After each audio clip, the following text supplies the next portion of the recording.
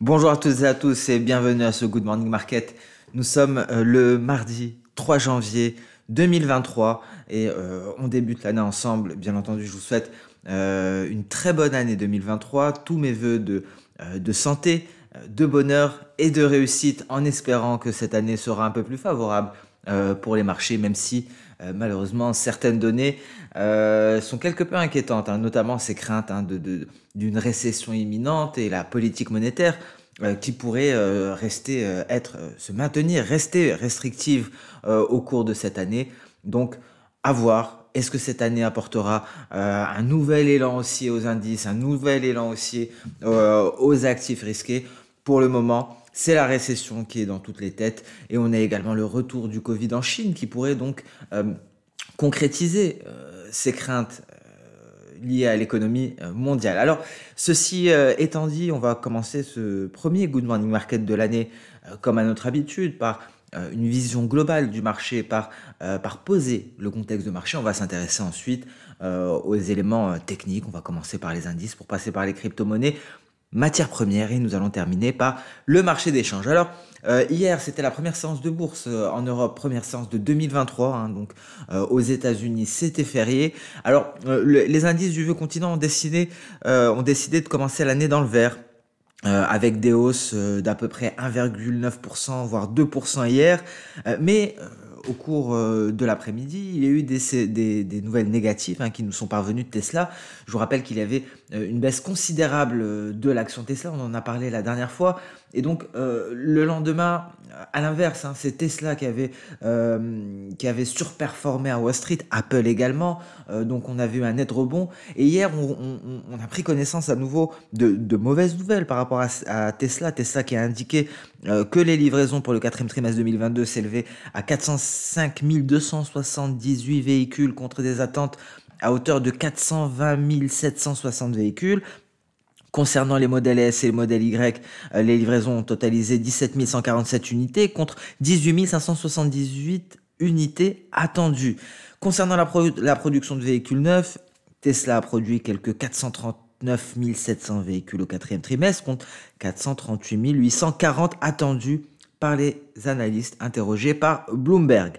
Donc bon, ce qui a été retenu principalement, ce sont les livraisons pour le quatrième trimestre 2022 et donc cela a accentué la pression sur les actions de Tesla. On notera concernant le Covid, on a pris connaissance d'un rapport du Financial Times. Selon ce rapport, l'Union européenne est prête à envoyer des vaccins contre le Covid en Chine. Ça survient alors que les responsables de l'Union européenne s'inquiètent de plus en plus que l'assouplissement des restrictions en Chine, combiné à un retour fracassant de l'épidémie, puisse voir le virus se propager dans nos contrées à nouveau. On en a parlé notamment avec cette réponse presque immédiate de l'Italie. On en a parlé lors du dernier Good Morning Market. Alors, sur le front des données, on a pris connaissance des révisions de PMI manufacturier pour décembre. Ça a été le point culminant du calendrier économique d'hier, un calendrier économique qui était tout de même dégarni étant donné que les opérateurs américains n'étaient pas là. Alors, concernant la France, les données ont été révisées légèrement à la hausse. En Allemagne, ce n'était pas positif. Les données ont été révisées à la baisse et confirment la faiblesse générale de l'économie de la zone euro. Alors, une autre information qui nous provient cette fois-ci du journal Les Échos, Airbus aurait entamé des discussions préliminaires pour prendre une participation minoritaire dans l'unité de cybersécurité Eviden du groupe de conseil Atos. Alors après cette nouvelle, les actions de la société française se négocient en hausse de plus de 17%. Alors à ce stade, Airbus n'a toujours pas confirmé les spéculations sur le sujet. Alors, un dernier mot sur la politique monétaire. Selon le marché des swaps, il y a 90% de chances d'une hausse de taux de 50 points de base lors de la réunion de février de la Banque Centrale Européenne. Donc bon, concrètement, une hausse de 50 points de base semble certaine et en ligne avec les annonces de la BCE lors de sa dernière réunion. Et toujours, concernant le bloc, on notera que la Croatie a rejoint la zone euro et Schengen hier. Voilà pour le contexte de marché, les différentes actualités. On va pouvoir s'intéresser à présent à l'aspect technique des marchés. On va commencer par l'indice DAX, l'indice de référence allemand. Donc ici, on arrive au contact du nuage. Alors, est-ce que ce nuage va donner suffisamment de carburant haussier pour aller s'éloigner définitivement du seuil psychologique des 14 000 points? À voir. En tout cas, sur son chemin, sur le chemin des haussiers, se dressera une première résistance. Et la voici, ce sont les 14 224 points. C'est notre Kijun en palier. Et c'est bien le dernier rempart avant la borne inférieure de notre précédente figure aux alentours des 14 436 points. Donc voilà les objectifs haussiers. Si les acheteurs prennent le contrôle de ce marché-là, il faudra bien entendu franchir la Kijun pour espérer des hausses plus conséquentes. En données H4, alors par contre en données H4, hein, on n'arrive pas à sortir du nuage ici concernant le DAX. Il nous faut une petite sortie de nuage pour espérer une progression. Alors le prochain niveau, c'est un palier de SSB ici, hein, on va le voir, c'est ce palier-là, 14 224 points, et vous noterez que ça correspond très précisément à la Kijun, hein. Donc ici, on a l'habitude de le faire, hein. Si je venais à ajouter un Ishimoku en données journalières sur ce graphique H4, ne conservant que la Kijun, hein, on verrait que la SSB en données H4 et la Kijun journalière sont confondues. On va prendre une autre couleur, on va prendre ici. Voilà, donc comme on peut le voir, ce sera une très grosse résistance, hein, pour le DAX, même s'il y a sortie de nuage en cours de séance, hein. Donc il faudra casser ce niveau-là, qui est un niveau journalier, c'est la Kijun, et c'est aussi une grosse résistance en données H4. C'est un palier d'SSB que l'on va prolonger et qui va continuer d'agir en tant que résistance. Alors voilà pour le DAX. Alors par contre, hein, si on venait à passer sous les 14 000 points, voire les 13 980 points, attention à un éventuel repli, peut-être pour aller chercher les 13 770 points. Pour le moment, hein, pas de catalyseur baissier dans ce sens. Et ce niveau, hein, c'était une projection de Soda qui a déjà été atteinte, hein. Vous voyez ici, du bout de cette mèche inférieure. Alors le Nasdaq est bien le seul, hein, à être aussi éloigné de son nuage. Comme on peut le voir, vous voyez ici en données journalières, le DAX est au-dessus du nuage, le S&P 500 est en train, va tenter peut-être d'en sortir. Le Dow Jones est également au-dessus du nuage, seul le Nasdaq est en dessous. Et donc le but pour les acheteurs sera d'aller chercher la SSB que l'on retrouve ici à 11 330 points. Ce sera le dernier rempart avant la Kijun qui, elle, se situe à 11 500 points.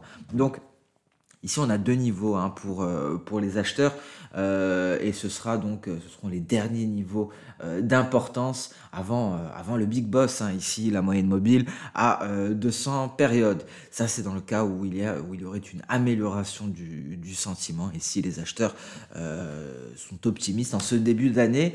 En tout cas, en données H4, prudence, hein, parce qu'on a tout de même ce nuage en résistance qui vient effectuer une certaine pression baissière, et ce qui pourrait nous alerter sur une éventuelle baisse, ce serait une cassure des 10 973 points. Donc une cassure ici de la Kijun indiquerait peut-être un repli, un retour ici de la baisse, hein, parce qu'on est en tentative de rebond depuis qu'on a marqué ce creux-là. Mais prudence, parce qu'on arrive à un endroit, à un seuil capital avec ce nuage en données H4 qui pourrait freiner, qui pourrait se mettre un terme à la hausse. Alors concernant le S&P 500, qui est beaucoup mieux positionné que le Nasdaq, ici ce qui est intéressant, c'est qu'on a peut-être une prochaine sortie de nuage. Ce serait un signal d'achat. Un signal d'achat qui pourrait être validé dans l'immédiat par la lagging span qui se situe à ce niveau, et il faudrait donc se hisser au-dessus des 3915 points pour espérer avoir un signal d'achat, mais malheureusement la prochaine résistance sera toute proche à 3964 points, et encore une fois c'est le palier de Kijun ici, dernier rempart avant le big boss encore une fois, et donc cette moyenne mobile à 200 périodes, hein, cette moyenne mobile à 200 périodes, je vous le rappelle, qui a stoppé toute tentative haussière sur le S&P 500. Donc attention à ces moyennes mobiles 200, hein, sur les indices. Vous voyez, ce sont des niveaux qui, très importants. Et d'ailleurs ici, la moyenne mobile 200 à ce niveau-là déterminait le seuil de correction. Hein, parce que je vous rappelle qu'une correction, c'est un repli de 10% depuis les derniers sommets, depuis les records, et un bear market, un marché baissier, c'est une baisse de plus de 20% depuis les derniers records. Hein. Donc on est en bear market tant qu'on est en dessous des 13 384, et on est en correction tant qu'on est en dessous de 15 175 points. Donc on est en profond bear market hein, à l'heure actuelle. Et donc, ce qui pourrait nous laisser espérer un retournement de tendance, ce serait une cassure justement de ces moyennes mobiles de 100, que ce soit sur le Nasdaq ou même sur le S&P 500. Et ce qui est intéressant, c'est qu'on en est plutôt proche sur le S&P 500. Donc, S&P 500 en données H4, on tente cette intégration du nuage, on n'y arrive pas. Donc, bon. Il faut un réel catalyseur ici pour les indices, on comprend. En tout cas, c'est ce que nous indiquent les données H4 avec des nuages ici omniprésents et un Nasdaq qui n'arrive pas à en sortir. On a eu une tentative ici qui a échoué. Alors, le Dow Jones rebondit, lui, sur une moyenne mobile, la moyenne mobile exponentielle à 50 périodes. On peut ajouter aussi cette moyenne mobile simple à 200 périodes. Pourquoi elle est importante? Tout simplement parce que la majorité des opérateurs se basent dessus.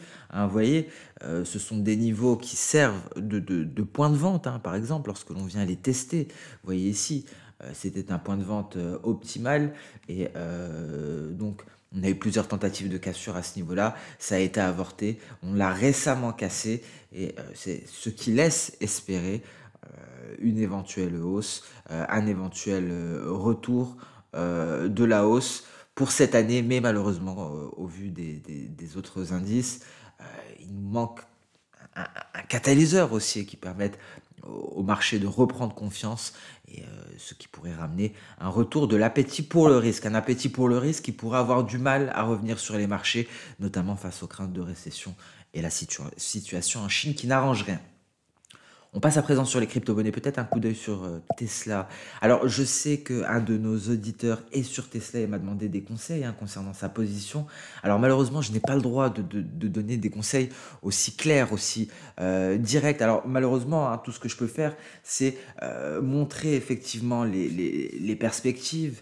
Et je ne pouvais pas passer à côté de cette figure en épaule-tête-épaule que j'ai abordée récemment, qui est visible en données hebdomadaires. Alors, est-ce qu'il faut clôturer une position à l'achat en perte? Alors je ne peux pas vous le dire malheureusement. Tout ce que je peux vous dire, c'est que à l'heure actuelle, d'un point de vue fondamental, un Tesla est assez mal positionné et ça semble se confirmer d'un point de vue technique. Donc prudence, hein, prudence. Alors est-ce que on est peut-être un peu trop bas pour clôturer parce qu'il va certainement y avoir un mouvement de reprise qui avait déjà commencé, mais à voir, hein. Malheureusement, je ne peux pas aller plus loin là-dessus. Une situation assez complexe, effectivement, à gérer, hein, je m'en excuse. Mais bon, mon rôle est simplement de vous indiquer qu'il y a une figure de retournement extrêmement large en données hebdomadaires, qu'on n'a toujours pas atteint l'objectif théorique qui est quand même assez effrayant, hein, 40 $.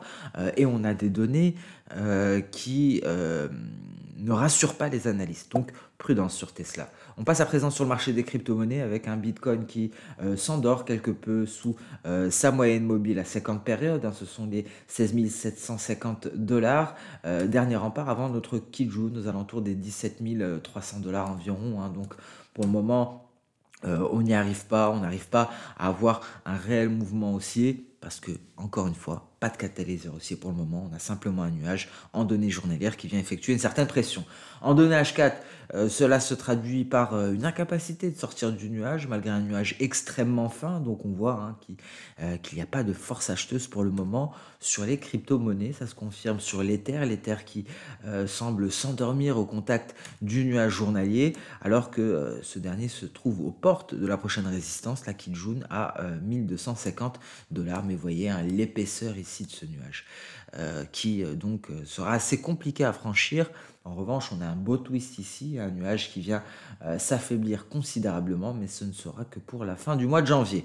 L'Ether en données H4 à présent, donc ici on sort du nuage sans grande conviction tout de même, hein, parce que on a eu une traversée par le twist, par une faiblesse de nuage, et ensuite donc on temporise, on marque le pas. Donc à suivre pour les crypto-monnaies aujourd'hui, qui devront évoluer très certainement dans le sens des indices boursiers. Concernant les matières premières, la belle surprise nous provient des métaux précieux, avec enfin un démarrage du gold. On l'attendait celui-ci, hein. On a des objectifs très précis sur le gold, hein. Je vous le rappelle également sur le silver. Alors on va le voir. Donc maintenant qu'on a cassé enfin les 1825 $ l'once, direction les 1890, c'est la prochaine zone à aller chercher. C'est un palier d'SSB. Le prochain, après les 1890, on retrouvera les 1923 $ l'once, encore un palier d'SSB, pour arriver enfin aux 1955 $ l'once. Projection E d'Osoda à la sortie du double creux. C'est quelque chose qu'on fait assez souvent. Donc enfin, l'or se décolle, hein, visiblement les opérateurs veulent se couvrir, hein, et prennent de l'or en ce début d'année. Donc les métaux précieux semblent attirer l'attention et on a quand même une belle marge de 5,80% de hausse environ.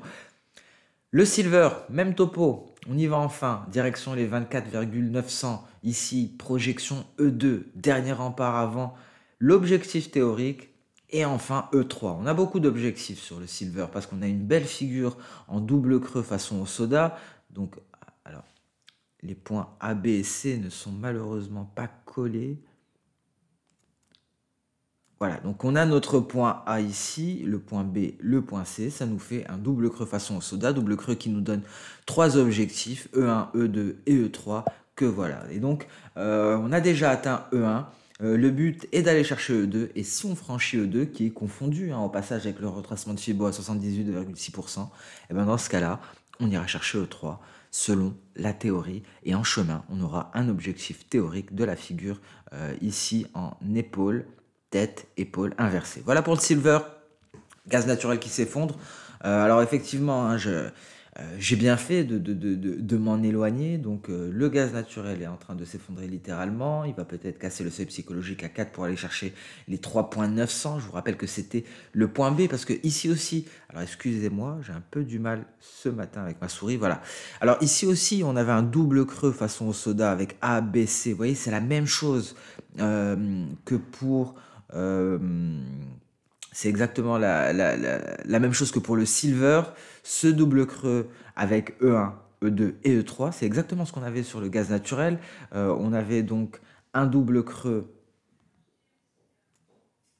le voici, avec E1, et on est allé chercher E2, on n'est pas allé jusqu'à E3. Mais le marché s'était retourné, souvenez-vous, en nous formant une figure en épaule, tête-épaule inversée. Donc on ne va pas forcément jusqu'à E3 pardon, avec les doubles creux façon au soda. Ce que ça nous indique simplement, c'est comme les retracements de Fibo, si on casse E2, c'est pour aller chercher E3. Et comme un marché ne se retourne pas sans rien, il nous dessine, il nous forme quelque chose. Il nous a formé ici une figure en épaule-tête-épaule avec un objectif théorique qui était à 5,500. C'est très précisément ce qu'on a allé chercher. Vous voyez ici sur le silver, pour l'instant on va vers E2. Si on casse E2, ce sera pour aller chercher E3. Sinon ici, le silver va nous dessiner une éventuelle figure de retournement. Donc voilà pour cette figure, hein, à prendre tout de même avec des pincettes, mais je trouve très efficace tout de même. Alors, on reste prudent donc sur le gaz naturel. On va peut-être aller chercher ce support, éventuellement les 3,640. Le pétrole WTI qui s'approche d'une forte résistance. Alors, on se hisse tout de même au-dessus des 80 $ le baril, mais attention, hein, les 82 $ pourraient être un excellent point de retournement ici pour un retour aux alentours des 75 $. Donc, j'ai un biais légèrement haussier en dessous de ce niveau, mais on en est tellement proche, hein, donc mieux vaut attendre effectivement d'atteindre les 82 $ pour éventuellement se positionner à la vente. Et au vu en tout cas de la situation sanitaire en Chine et des craintes de récession, je pense que les vendeurs pourraient reprendre le contrôle de ce marché-là. Alors le café. Alors, le café, on avait ici une belle projection d'eau soda qui est confondue avec la borne inférieure de cette figure. Donc, ce qu'on attend, c'est la cassure de la SSB à 164,35 pour aller chercher les 161,20 avant d'aller chercher les 156 environ, donc la projection de Soda. Donc on attend cette cassure, on notera qu'on a un nuage journalier parce que ici je vous rappelle que c'est un graphique H4, j'ai simplement superposé le nuage journalier. On a donc un nuage journalier qui vient faire office de résistance et exerce une certaine pression sur les prix, ce qui pourrait permettre une cassure de la SSB pour aller chercher les niveaux que l'on a mis en évidence sur le café. Le coton, ça démarre après avoir testé la borne inférieure du triangle ascendant. Donc ce scénario est très d'actualité à l'heure actuelle. Il faut simplement attendre la cassure des 89,50, donc une sortie par le haut de cette figure pour espérer aller chercher les 94,75 et le prochain niveau sera à 101,50 environ. C'est un palier de SSB, celui-ci aussi est un palier de SSB et le dernier niveau 108,27, c'est une projection de Soda à la sortie de ce triangle ascendant. Voilà pour les matières premières. On passe à présent sur le marché des changes avec un Un billet vert qui se replie quelque peu, hein, donc qui confirme sa faiblesse. Alors, je m'attends à un très mauvais début d'année pour le billet vert, hein. Je pense qu'on pourra aller chercher le seuil psychologique des 100 très prochainement, ce qui favorisera grandement l'euro-dollar. L'euro-dollar qui commence, qui a tenté ici de se hisser au-dessus des récents sommets à 1,07 377. Si on le fait, ce serait pour aller chercher les 1,09 150, dernier rempart, avant les 1,12 50 quand même, hein. C'est la projection de Soda E ici. Euh, c'est la vague haussière qui a permis la projection d'Osoda, pardon, de la vague haussière qui a permis de casser l'oblique qui relie les récents sommets, qui reliait les récents sommets depuis mai 2021. Donc voilà pour l'euro-dollar, et sur ce, on met un terme à ce Good Morning Market. Merci à toutes et à tous pour votre temps. Merci d'avoir répondu présent en cette première séance boursière de l'année 2023. Je vous souhaite encore une fois une très bonne année. Tous mes voeux de bonheur, de santé et de réussite. Et donc on met un terme à ce Good Morning Market et on se donne rendez-vous dès demain pour la prochaine vidéo. Au revoir.